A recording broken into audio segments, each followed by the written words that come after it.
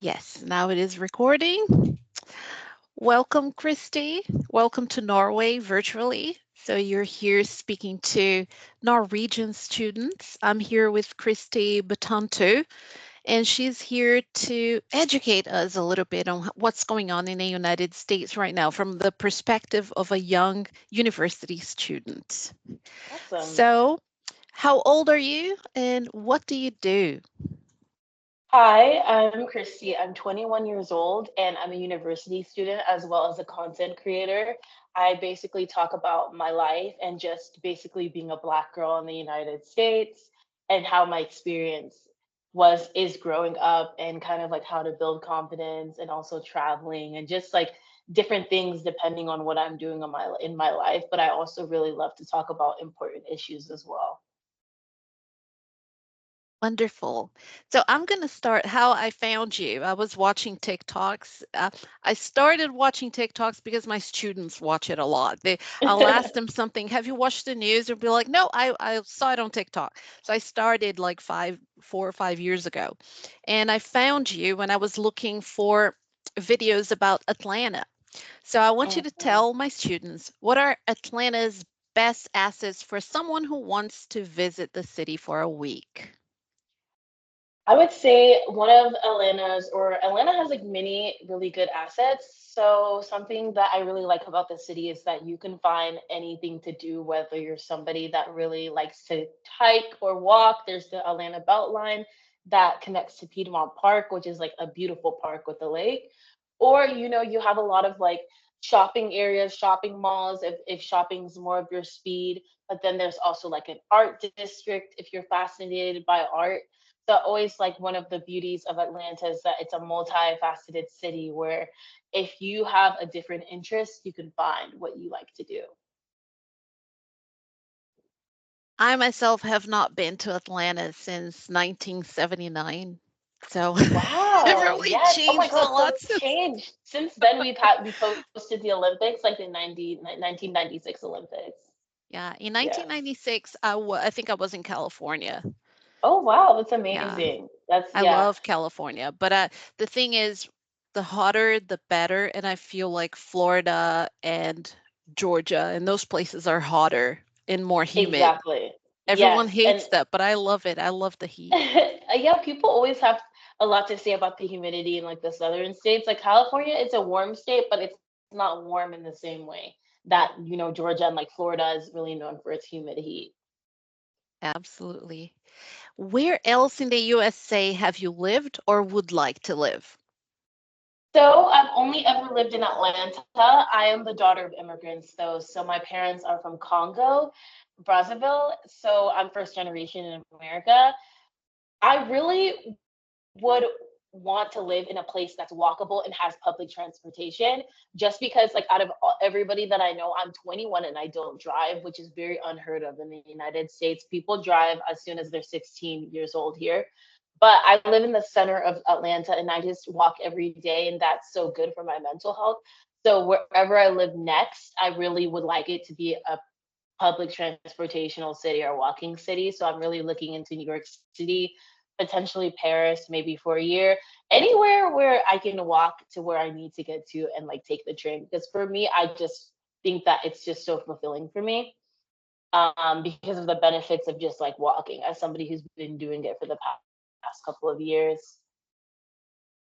I think it's wonderful that you mentioned that because I feel like this car thing, people live in their cars No, almost. literally, like even a Because 2 minute walk, people will just drive take their car. through culture in the US. It's like insane. Like people, even at like a 2 minute, like the McDonald's is right there. People are gonna drive, even though they can walk there, and it's like a 5 minute walk. So it's So insane. true. So now we're going to get into what's happening in the United States right now. The Yeah. scream heard around the world. So When I what tell you, it's been a lot. It's been a lot.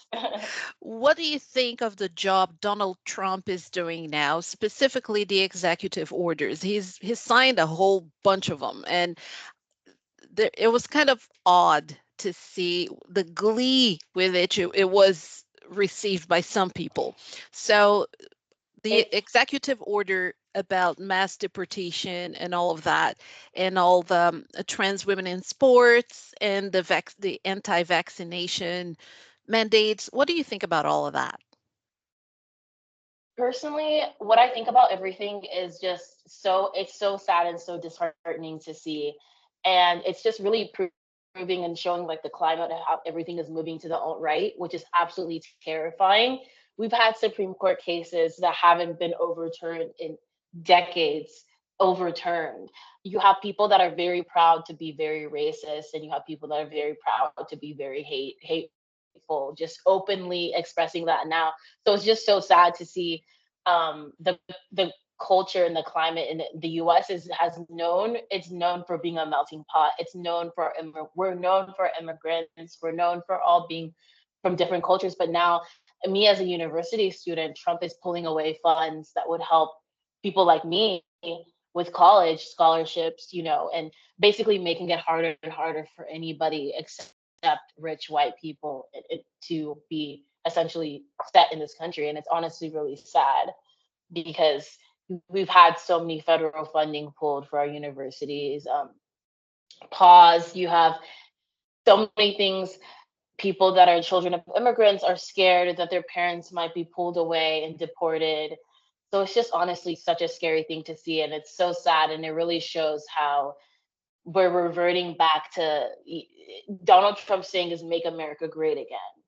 So America was it really great for everybody that wasn't looking a certain way. So he wants to revert it back into that old time mindset, which is traditionalism, which is really a scary sight to see. As a Black woman in America, it's just every day I dread to open up the news because it's just something new that's going to come up. That's just insane. And I want to talk about trans women in sports. I know, like, I don't have a dog in this fight, but I Hmm. just feel like there is a lot of controversy behind this because on the one hand, you have, okay, let's elevate women, right? But on the other Yes. hand, you have, what do we do with the trans women, trans girls that want to compete? Do they compete with men? What do we do now with this? And even though he signed the executive order, there are some states that are not following it. What are your thoughts on that? My thoughts is recently the White House had a meeting with like governors, and the governor of Maine, I believed, she said she was going to stand up for, trans athletes. And he was like, yeah, we'll see where I'm going to withdraw funds from your state. So it's like almost like he's running this country as if it's like he's the king, and he's trying to withdraw funds from people who don't agree with him and states that don't agree with him. Because in the US, I'm not sure if your students might know, but they're like blue states and there's red states. So the blue states are tend to be in like the East Coast side, or like, even in pockets of cities. Like I technically live in a red state, but I live in Atlanta, which is a blue city. So it's really interesting how certain policies will play out with Donald Trump, because a lot of blue states really want to give all athletes equal opportunities. I don't think trans athletes are taking away from anybody's ability to play a sport. And I think it's not even about the athletes for him. It's just about the control, which is what Donald Trump really likes to do. We've seen I'm sure you've also seen it, the interview, the meeting with the Ukraine Oh representative. my God. It How did that was, play out? How did you feel watching that? I feel so bad for Zelensky. We apologize on behalf of the citizens of the United States, because I think that Donald Trump does not reflect how most people think. And it's really just so sad and disheartening to see, especially like, Zelensky and everything he's been doing with Ukraine. And the fact that like JD Vance and Donald Trump have been siding more with Russia, which is like a completely communist country. And so it's just really sad to see that. And just, it was very embarrassing. I can tell you that every American was embarrassed with how everything went down. We've never had anything like that ever. As far as anybody can remember, we haven't had any sort of thing like that before. So it was very embarrassing to see the kind of composure that our president, our leader had. in front of Zelensky. It was just making fun of his suit, something as his suit. We're talking about people's I could lives, and not you're gonna talk. believe I was hearing that when he I said that. just I could. every day we wake up in the U.S., we're like, what's gonna happen next? What's gonna happen next? I know that a lot of I have a lot of friends who voted for him, and they tell me, listen, Pollyanna, he has good politics. He's going to do some good things, and so I'm waiting to see. But Yes. So it's crazy because a lot of people who voted for him, they expected him to do a lot of things, and he's just not. He's just switched. It's like more so like he ran on this agenda, and then now he's just completely shifted everything. So it's interesting how his presidency will play out. A lot of people think he may get impeached again and removed. We're not sure, but right now, as a US citizen, it's like watching a reality show. It's like a TV show. It's like you don't know what's going to happen. so I want to ask you now, well, as a person of color, because I'm speaking for myself. So people look at me and my family. I'm married to a Norwegian man who's half Danish, half Hmm. Norwegian. He is basically the whitest man on the planet, and I have a daughter who is half me and half him. And so people look at Hmm. us as a family and look at me, and they think, hey, did you choose this for yourself, and why, how did you end up with this guy? Were you looking for white men, or were you looking for this, were you looking for that? And the reality of the matter is that there was so much colorism in the culture, with black Brazilians and black Americans to Hmm. an extent as well. It was almost like, yeah, you're cute and everything, but you're I like light skinned girls, or I Yeah, I only face that. Yeah. and the tokenism on that's on the other side of the spectrum is more like, for instance, I did some modeling when I was young, and I remember we need one black girl for this commercial. Yeah, We and then need they one. choose you. It's yeah, it's so selective. It's like fake diversity in the sense it's like you're only Yeah. there for to put the numbers of Yeah, they diversity. needed one black girl. Yeah, So and I this is the type of thing that's happening now. I see that people are starting to include black actors in different projects, but they're hmm not doing it the right way. For instance, no. they're swapping races, and I want you to talk about all of that. Hmm. So I think that's such an important topic. I also have an older sister who's married to a white man, so I have my niece is half is mixed. And so and it's really interesting because I'm like we're all her incorporating like both of our cultures because we are the African culture, and then her dad's side is the whitest family you'll ever meet in your entire life. So seeing my niece grow up with like the love of both cultures is like really such a good example of that. And for me, it's just such a confusing topic because I grew up a lot, like I grew up in very white spaces, so it's very hard for me to find my ground and kind of grow in confidence. So I really think I'm at a place right now where I'm really confident, not only seeing more representation, not just representation, but representation done the right way, where Black women aren't just, pulled as like the sad trope or like, just certain positions. Like we're in every position now, and it's like it's not as good as it could be, but it's getting somewhere. And so seeing that growing up has definitely helped with my confidence. In terms of like being desired in school, you have prom. I always had issues with that because I was never really desired that much growing up because of the same reasons that you listed.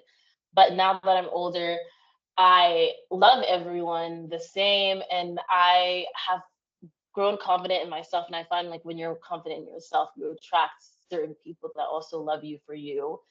So when it comes to like certain stereotypes, Black women, you should only date this and that. I just want everybody to know that you can be with who loves you, and that's really just what that matters. And I'm somebody where it's like I don't mind being with anybody of any race, so I'm gonna give anybody a chance. And yeah, that's it. That's pretty much it. It's a confidence journey that I think every person of color really has to go through, especially living in a society where a lot of light skin is praised within different like groups and ethnicities. So it's really important for you to love yourself and learn how to love yourself. And in return, somebody out there will as well. And I love that attitude towards the world because it's very important to be open-minded. My Yes. parents, they told me and my brother, you have to find a black partner because you will Hmm. be safe that way. You'll never be called names in the middle of Yes. a fight. Nobody's going to yell the N word. You're Yeah, going to you be felt in a safe space. And yeah, then I and was looking for that.